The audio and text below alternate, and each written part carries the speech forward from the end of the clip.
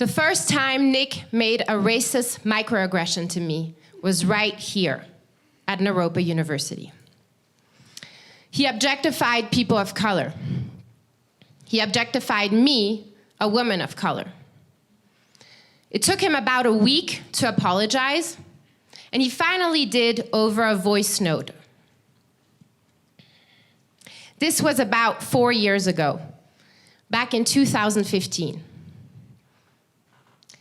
He wanted to make repair, but he was afraid that saying I'm sorry would make it worse. Today, when Nic makes a microaggression, racist, sexist, around language oppression, it takes him between a minute to a day to apologize in person. Nora and I are going to talk about how oppression has impacted our friendship. I'm a white man, I'm a US citizen. Nora is a queer woman of color who's a documented immigrant. Due to this difference in our social location, it's been inevitable that I'm going to enact oppression. And it's forced us to confront those moments, to move through them. We're going to tell a story about an evening a couple weeks ago when we were actually preparing for this talk that I fucked up and we faced it. And when we tell a story, we're not going to say so many details, we're not going to talk about the content of what happened, but we're going to describe our experience emotionally, mentally, physically, relationally. So often, people with a lot of privilege want to know exactly what happened. They want the details so they can understand. They want to hear an explanation of what was oppressive before they can be moved to action. And tonight we're encouraging you not to listen to know, but to listen to feel. It was a Saturday night, and we were preparing for this Spark Talk, the famous Spark Talk. Nic came to my house, and he brought food. He brought Italian food, of course. I love when Nic brings food and we can share food together, because it reminds me of Denmark. It reminds me of being home with my family in Copenhagen and being together. And I feel so loved and cared for when he comes and brings food.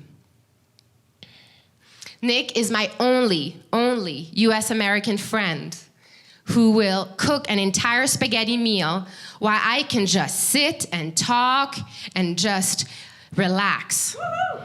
Yes. So we're about to eat, and I wanted to share something to Nic, talking about social justice.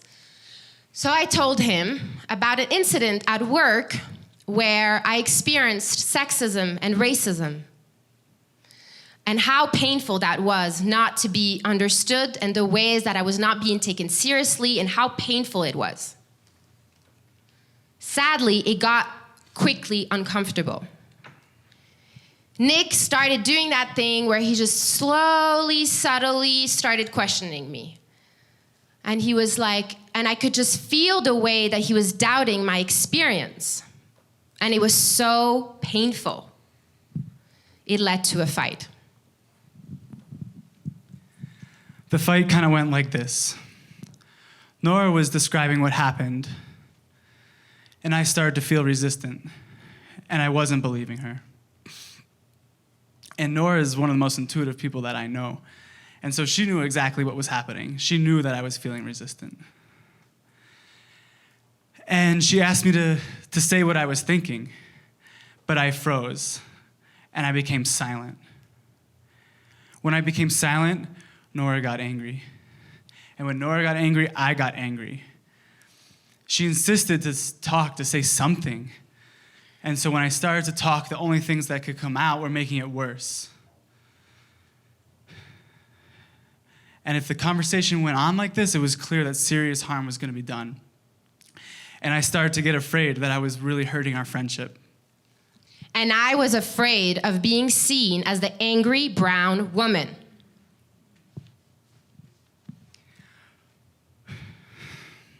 I was feeling resistant.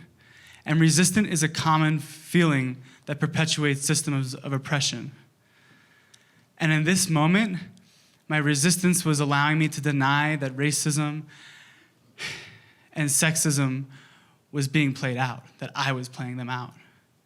And my resistance was allowing me to deny how uncomfortable I felt, and it was also allowing me to deny that my experience was a total white male privilege moment. Resistance comes out in a few ways, some of which are silence, feeling comfortable, and maintaining control. And these are strategies of upholding white supremacy and systems of oppression. If I'm silent, I'm denying the way that I'm responsible for enacting violence. If I'm maintaining my comfort, I'm ignoring the hurt and the pain that's happening around me. And if I'm maintaining my control, I get to determine the outcome of situations and relationships to make sure they benefit me. Resistance is a strategy of domination. And in this conversation, I was trying to dominate Nora. As people of color, we are the problem. It's our fault. As women, we're told that we're exaggerating. We're too sensitive. As immigrants, we're misunderstood. We're not making any sense. This is the thing about systems of oppressions. They're so well thought out. They're so clever, meaning that the oppressors don't need to do anything. We're already bought into the story. They don't need to tell us that we're bad because we already fundamentally think that we're bad. This is the cycle of oppression. It's vicious, and it leads to shame. Shame is so familiar. It's so familiar in my body. It's such a familiar place that when it arises at times, it can feel so difficult to notice. They must be right. They, white US American men, they must be right. I must be making this up. I must not have read the situation right. Nic must be right. He's always right. He's so smart. He's so aware. He's so contemplative.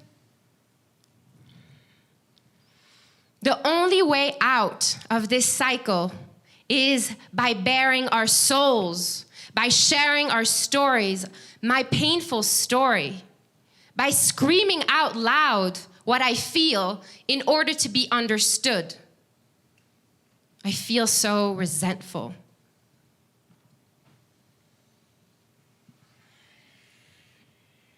I don't like when Nora and I get into it like this. Sometimes when Nora is talking about her experience of oppression, I can easily understand and connect to what she's saying. But other times, I don't want to listen, and I don't want to feel. And it's shitty. In these moments, Nora has to do all the work to get me to listen. When she starts to express big emotions, when she starts to show me her hurt and her anger, it snaps me out of it. And I realize I have to change my stance if I'm going to continue to be a solid friend to Nora. But it's not easy for me to change my stance. During this conversation, I was having a strong physiological reaction. I was partially dissociated and partially in a fight response. I was on the attack. I was trying to make Nora wrong. And in that moment, I realized I needed to take care of myself. So I took an internal pause. I made sure my feet were flat on the ground. I sat up straight in my chair. I asked myself, am I breathing? I close my eyes and I focus really hard. I focus hard and try to find a way to make sense. I've tried to communicate in the most white US American way possible so Nic will understand what I'm saying. I code switch. I feel tired, I feel exhausted, almost like I could fall asleep. I look away from him and I try to just explain. After my speech, after my constricted speech, I look back at him and I see that his eyes have shifted. I see that his eyes have softened. I see that he is finally beginning to understand. Although I experience relief, I notice the cost in my body, in my heart, in my bones, in my limbs.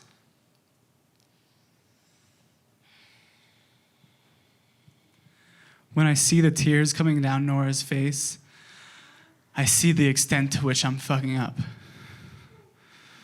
I see how much I've hurt her. And I understand that if we're going to move through this, I need to connect to what she's saying. And I need to connect to what she's feeling.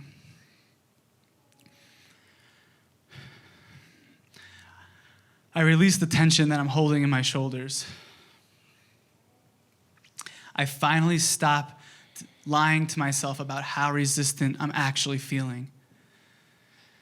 And I ask that resistance to let go of the grip it has over me.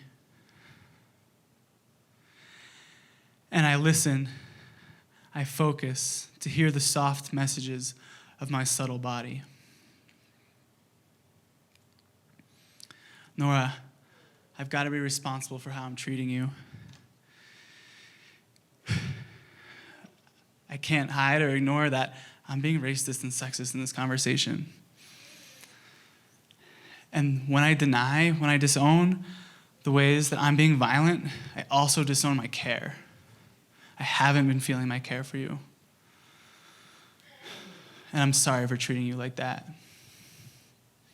When I connect to myself, connect to my care, I feel I'm sorry. Thank you.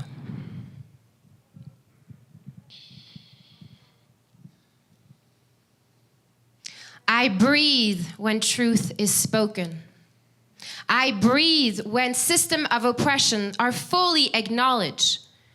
When cissexism, sexism, heterosexism, ableism, racism, classism, language oppression, and all the isms are fully acknowledged. I experience joy when I feel the relief, when I feel I can fully express myself without being judged, without being shamed, without being made wrong. It is such a rare experience to be my full self. And it is such a rare experience to be seen in my full self, especially in relationships, in friendships. Until we are able to acknowledge the ways that we oppress, the ways that we enact harm, we cannot experience true collective liberation.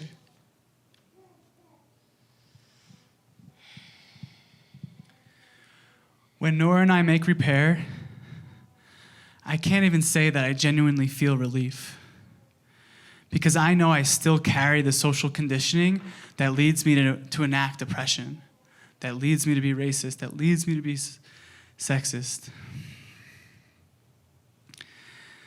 But I know that the only chance I have to connecting to my boundless heart is to interrupt those patterns. It's the only chance I have to return to who I am before I was taught to hate.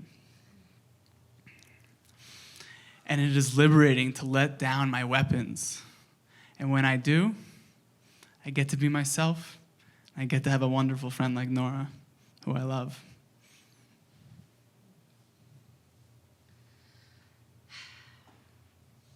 The first time Nic and I experienced joy was in my old house We were lying on the floor, and we were sharing stories and laughing and eating food, of course. And it's in these moments, in these human interaction, those are the moments that makes our friendship resilient in front of oppression. Thank you.